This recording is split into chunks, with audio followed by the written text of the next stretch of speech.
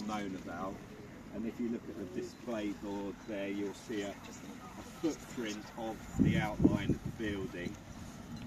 So that was first excavated about 100 years ago by Samuel Winbolt, and he was very much an archaeologist of his day, where they were chasing walls to get the footprint of the significant building, and that's what he was primarily interested in, was finding the Roman building. So that was 100 years ago, and last year was the sort of centenary officially, and we had a corner of the northwest wing open, as well as an area to the north which was just under the spar heap. Now, what we're interested in was the bits that perhaps Winbolt wasn't so much interested in, which was the Iron Age remains that predate the Roman villa. So, and last year when we did have a corner of the villa open, we did find intact Iron Age deposits underneath the northwest corner of the northeast wing building. So one of the reasons we're here is that Winbolt's day 100 years ago, the cliff face was 30 metres out to sea from the edge of the villa. Now in places it's down to about 2. So it really, you know, bangs home the importance of us recording by record and excavating in situ deposits, making a record of that before it's lost forever on the beach. So back in Roman times, some estimates have it at between 1/4 and 1/2 mile of a gradual slope heading out towards sea. We found in the past a trackway that would have looked like it was heading down towards the beachfront there. So as I was saying, what we're looking at is the Iron Age settlement that was here. So we're talking, you know, sort of anywhere between about 100 BC up until the Claudian invasion, AD 43, that sort of period. That's when you've got the real prime activity going on here, and certainly into the latter 1st century. And if you haven't heard already, one of the most significant things we found here was that we've got sort of like a factory site of quern stones. So quern stones, rotary querns particularly, were an invention in the mid-Iron Age. They're 2 large stones that have been roughed out from the foreshore below Top Point. That's where the Cretan sand that it's made of is sourced. And they're roughed out into shape and brought up here for finishing, and they would have been 2 stones that turn against one another to grind grain for flour and bread. And you've probably seen some reconstruction ones on our displays there, and you can have a go at turning it to see how long it takes to make the flour. But we found so many here that it can only have been, you know, a sort of factory site really for trade. We found them as far away as Northamptonshire, going north. I've certainly found one in, you were saying, someone from Broadstairs over there. I found one over in Manston in a terminal of a ring ditch. So they're traded along the coast. We're getting French ones coming here as well, pudding stones they're called, from the sort of Normandy region. I don't think there's so much evidence of them being found over on the Gaulish side, but it was France, but it's not to say that they're not there, they just perhaps haven't been found yet. So we found, I don't know how many, certainly over 100, probably plus here, and they're collected on the beach where they're eroded out of the cliff face. Now what we're mainly finding is the waste ones, so the ones that have gone wrong in production, so at the last minute something's gone wrong and the quern has split. So there might have been some colourful language when that happened back in the Iron Age 2,000 years ago. Now you can see one on site still. Ray may be able to point it out. There's a green string around it. And so as well as just sort of dumping them into the backfill of ditches, they do get repurposed. And I think this is a typical case of one. because that wasn't the only one we found. I think we found excavated about 3 just from that particular point. So that was probably repurposed as a sort of post setting, a post pad for a wooden post.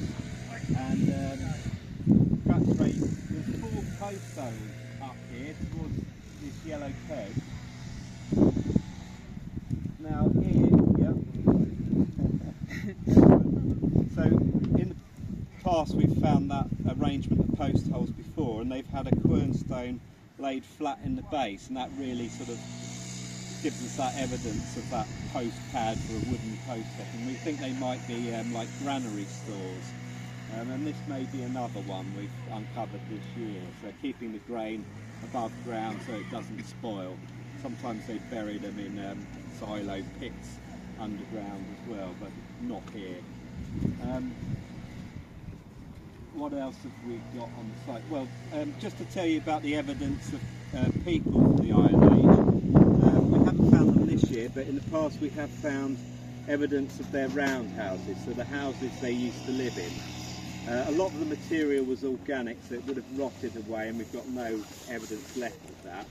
But what we tend to find is a drip gully, a circular feature, a very shallow feature, which would have collected rainwater off the conical thatch roofs, and pieces of daub that they would have lined the walls with, and wattle impressions from the interweaved branches on the interior of the building.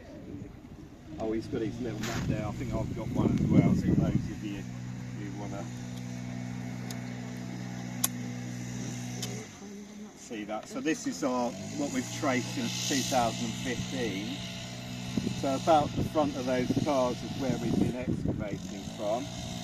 And these circular green arcs is where we found evidence of the Iron Age roundhouses, associated post holes. 1 or 2 have had chalk ram floors. One famously had a green sandstone box in the middle. Harry remembers excavating that with, I don't know, we interpreted it perhaps as a refrigerator or something. It was sort of set into a chalk floor, the remnant of. So they're the buildings, so they're not as obvious as a Roman building like the Wimbold excavated, but they're a lot harder to find the evidence of, but they're there. So I think it was Julius Caesar who remarked on seeing the populated round houses on the cliff face, and maybe these were the same people he was talking about. You know, it's around that time frame. From coinage and pottery dating, we know it's around 50 BC, so around that sort of time that he came over in 55 BC.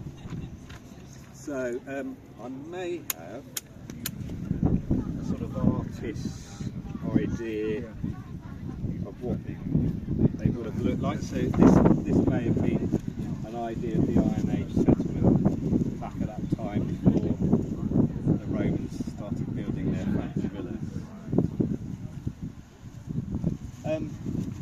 So it's not just quern stones we find here. We do find there are other items. We find brooches, so clothes fitting. We found loom weights, spindle wheels to do with weaving, all sorts of pins. I think we found a couple of those. Anything else you can think of off the top of your head? Yeah. Well, I mean, primarily it's the pottery and the animal bone. Of course, and the animal bone can tell us a lot actually, because we find butchery marks on them, and from that you can even work out what sort of tools they might have been using.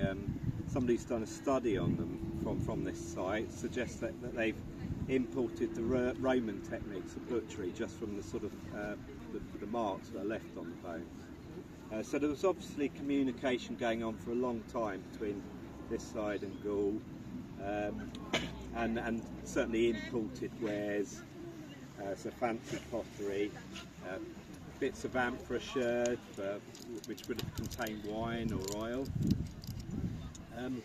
But if we were to talk about the actual site, what we found this year,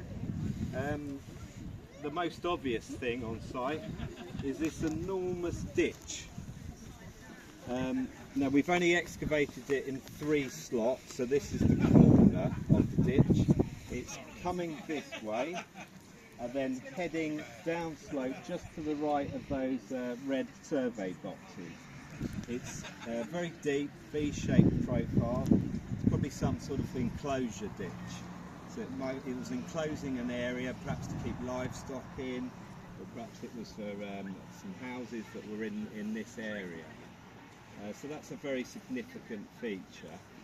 We think it was probably cut in the late Iron Age, but it's existed for hundreds of years afterwards, and probably existed with some sort of boundary, possibly right even into the Saxon period, because we found a few sherds of Saxon pottery in the upper fill when we first looked at it in 2010.